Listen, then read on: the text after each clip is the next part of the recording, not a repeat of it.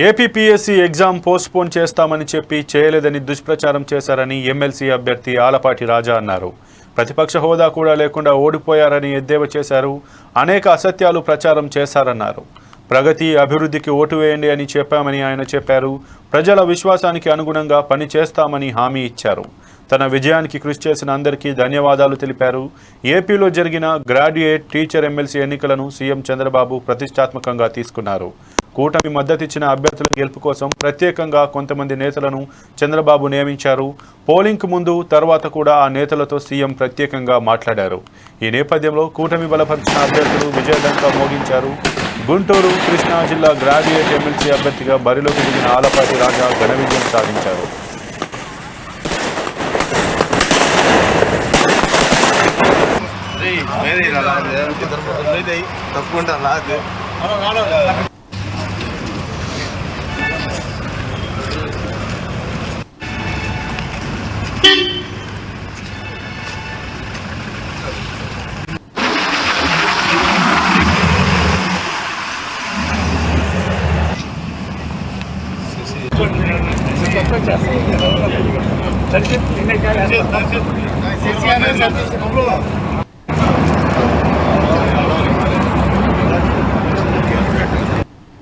ప్రభుత్వానికి మద్దతుగా ఎన్డీఏ కూటమి నాయకత్వాన్ని మరొకసారి సమర్థించినటువంటి ప్రజలకి, ఆశీస్సులు అందించినటువంటి పట్టభద్రులకి, సహకరించినటువంటి ప్రతి వర్గానికి కూడా నా హృదయపూర్వకమైనటువంటి ధన్యవాదాలు తెలుపుకుంటా ఉన్నా. ఇది ఒక అపూర్వమైనటువంటి విజయంగా మనం భావించాలి. ఎందుకంటే రకరకాల ప్రయత్నాలు,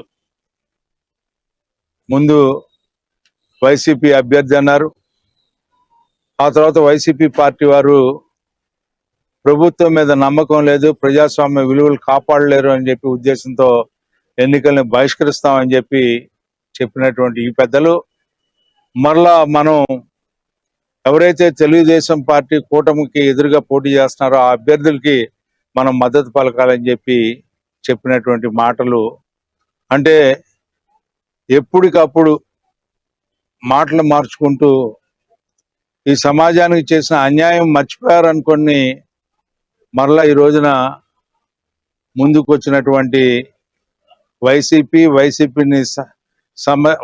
సమర్థించినటువంటి పీడీఎఫ్ అభ్యర్థి ఇద్దరికి కూడా ప్రజలు గుణపాఠం చెప్పారని చెప్పి నేను అనుకుంటా ఉన్నా. ఎందుకంటే ఈ రోజున వీళ్ళందరూ ఏదేదో మాట్లాడుతూ ఉన్నారు.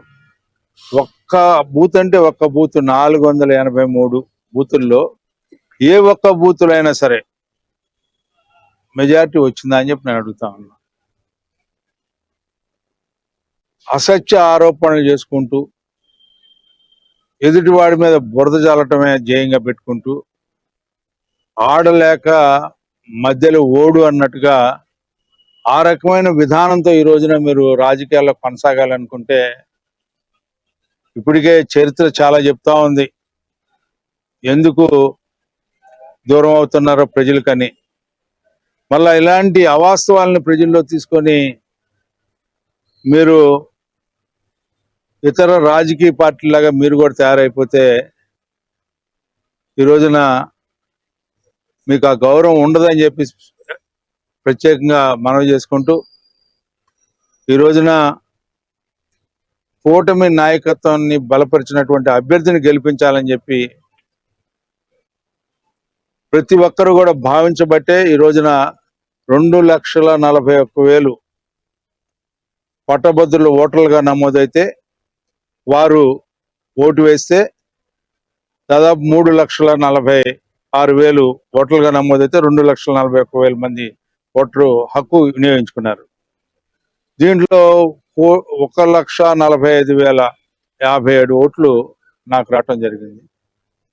ఇది కాకుండా 26,670 ఇన్వాలిడ్ అయినాయి. కేవలం నాకు వచ్చిన మెజారిటీ కంటే తక్కువ ఓట్లు వచ్చినటువంటి వ్యక్తి పీడీఎఫ్ అభ్యర్థి.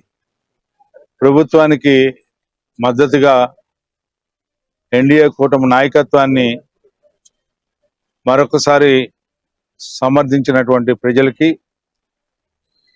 ఆశీస్సులు అందించినటువంటి పట్టభద్రులకి,